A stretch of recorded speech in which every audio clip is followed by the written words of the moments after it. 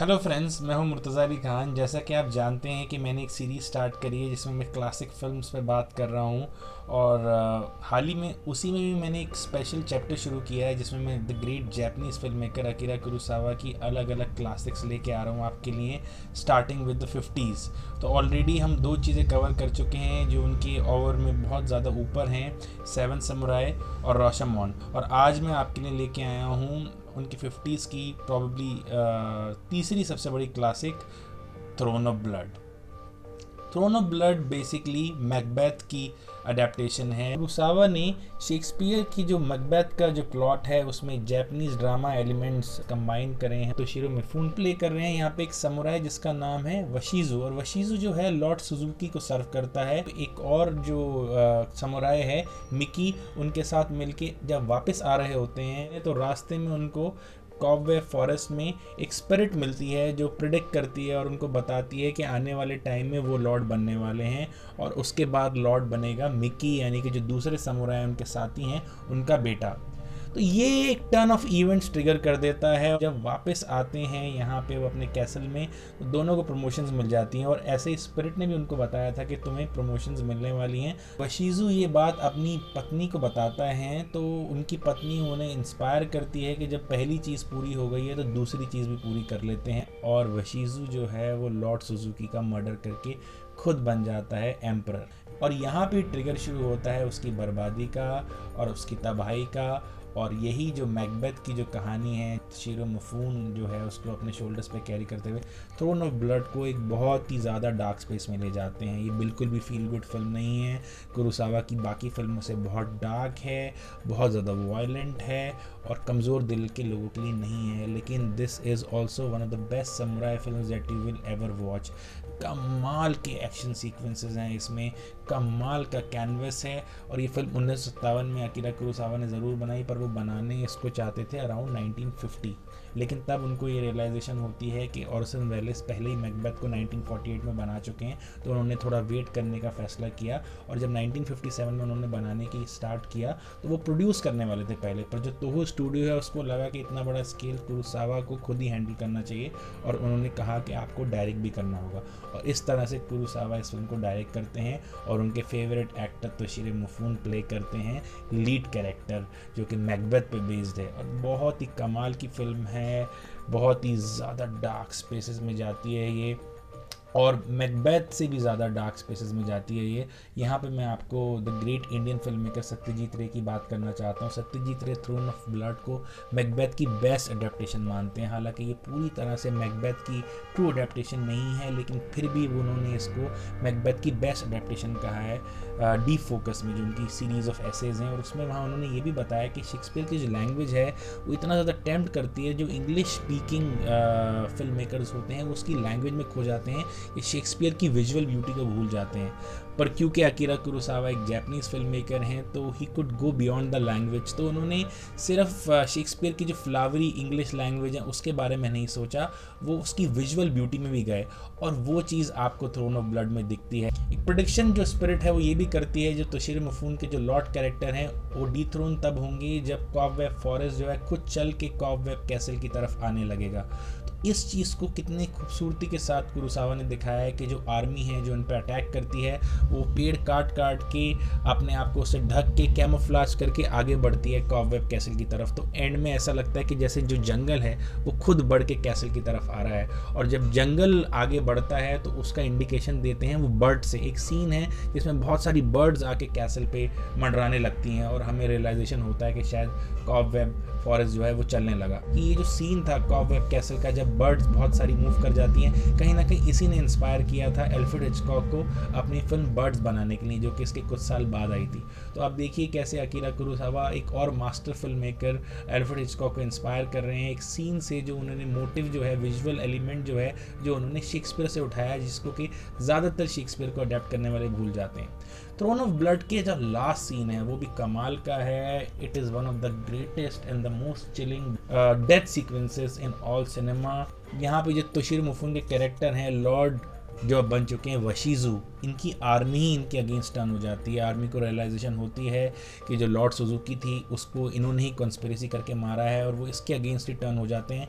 और एक एरो की शावर कर देते हैं इस पे। वो लास्ट का सीन इतना ज़्यादा चिलिंग है और असली एरोज यूज़ किए हैं। जो कोरियोग्राफर है वो बताते हैं, आपको क्राइटेरिया पे उसका वीडियो भी मिल जाएगा, वो बताते हैं कैसे उन्होंने असली एरो यूज़ करके मिफून के साथ शूटिंग करी थी और मिफून को कैसे डरावने सपने आते रहते थे कि कहीं उनको असली में तो तीर मार नहीं देगा, क्योंकि एंड में जो उनका कैरेक्टर है वो तीर लगने से ही मरता है। एक बहुत ही ग्राफिक सीन है जब तीर उनकी गर्दन के आर पार हो जाता है, वशीज़ू वहीं मर जाता है। बहुत ही ज़्यादा ग्राफिक सीन है, बहुत ही ज़्यादा पावरफुल है और इसको रियल एरोस के साथ शूट किया है, ये इस चीज़ को और ज़्यादा पावरफुल बनाता है। और जैसे कि मार्टिन स्कॉर्सेसी ने भी कहा है कि ये सीन की पावर यही है कि ये डरावना असलियत में है।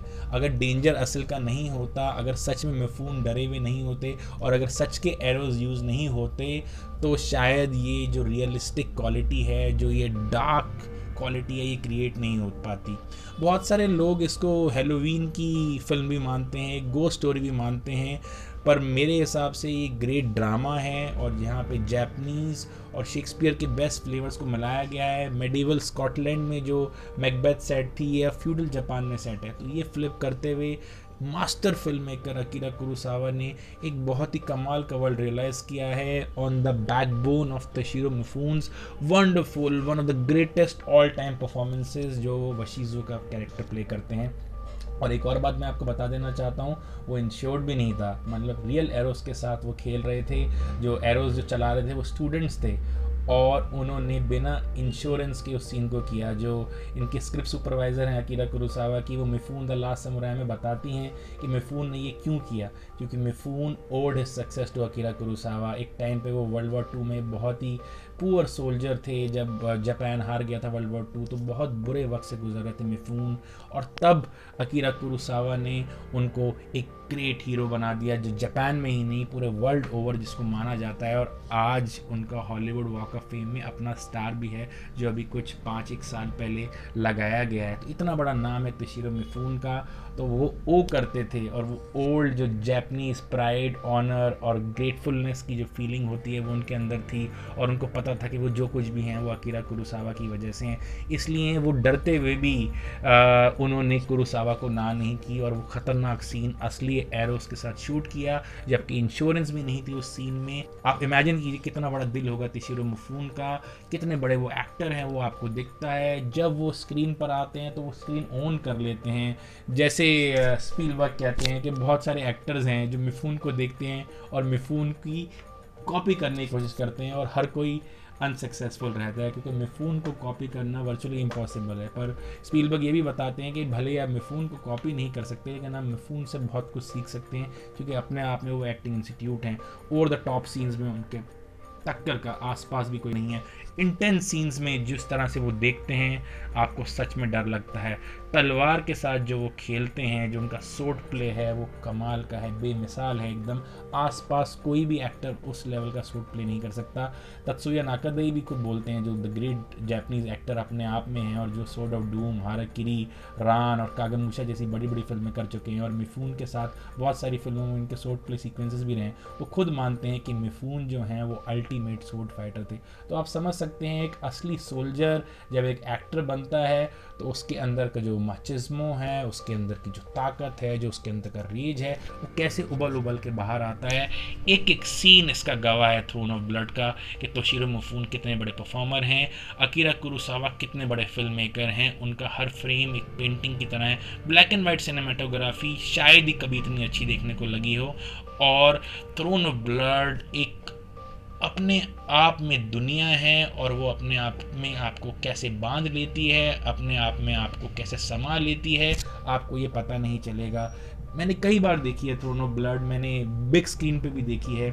जैपनीज़ फाउंडेशन की वजह से एक श्री फोर्ड ऑडिटोरियम में रेट्रोस्पेक्टिव हुआ था कुरोसावा का, मैंने वहाँ भी देखी है। मैंने इसको छोटे पर्दे पर भी देखा है, मैंने इसको फिल्म फेस्टिवल्स में भी देखा है। लेकिन मैं आपको बता सकता हूँ हर बार वही रोमांच, वही जज्बा, वही ब्लड कडलिंग वाली फीलिंग आती है और वही एक डर सा भी लगता है जब भी मैं वो लास्ट सीन देखता हूँ और मुझे वो रियलाइजेशन होती है कि इंश्योरेंस भी नहीं है, एरोस भी असली हैं, चलाने वाले स्टूडेंट्स हैं और सामने एक असली जीता जागता इंसान खड़ा हुआ है जो एक्टिंग नहीं कर रहा, प्रॉबेबली सच में डरा हुआ है अपनी ज़िंदगी के लिए, लेकिन उसके अंदर की जो करेज है वो उसको पुश करती है हर बार अपना बेस्ट देने के लिए। और अकीरा कुरोसावा जो फिल्म मेकर जिन्होंने मिफून को एक इंटरनेशनल स्टार बनाया था, उसके लिए एक ग्रेटफुलनेस है जिसकी वजह से वो बंदा वहाँ खड़ा हुआ है और अपनी बेस्ट परफॉर्मेंस दे रहा है। और थ्रोन ऑफ ब्लड का फिनाले टेस्टिमेंट है अकीरा कुरोसावा की बहादुरी के लिए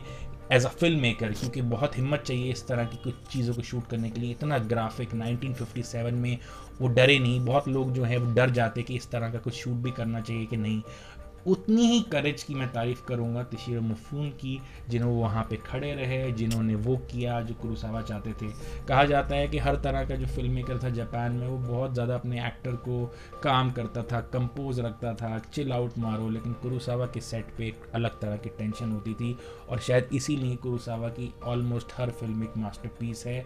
और 50s और 60s के डिकेड्स तो उन्होंने ओन किए हैं। और मैं इस सफ़र को आगे जारी रखूँगा। थ्रोन ऑफ ब्लड के बाद मैं उनकी आने वाली जो फिल्म्स हैं 50s की उसकी बात करूँगा। फिर हम 60s में जाएंगे, हम 70s में जाएंगे, हम 80s में जाएंगे, 90s में जाते हुए हम उनके ऑनररी ऑस्कर पे ये सफ़र ख़त्म करेंगे। ये सीरीज़ जारी रहेगी। मेरी पूरी कोशिश रहेगी कि मैं आपको वही रोमांच और वही अद्भुत अनुभव जो मैंने कुरोसावा की फ़िल्मों को देखते हुए किया है वो मैं आप तक पहुंचाऊं। और प्लीज़ मेरा चैनल सब्सक्राइब करना मत भूलिएगा और बेल आइकन भी ज़रूर क्लिक कीजिएगा ताकि सारी अपडेट्स आपको सबसे पहले मिलती रहें। अगली बार तक के लिए आपसे इजाज़त लेता हूँ।